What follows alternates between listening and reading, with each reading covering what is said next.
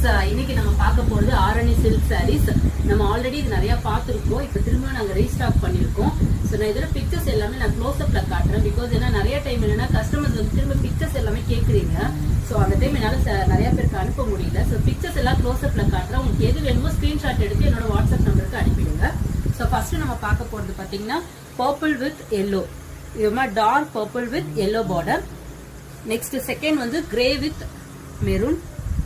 இது பாத்தீங்கன்னா fluorescent green with pink border. இது வந்து லைட் கிரீன் வித் பிங்க்.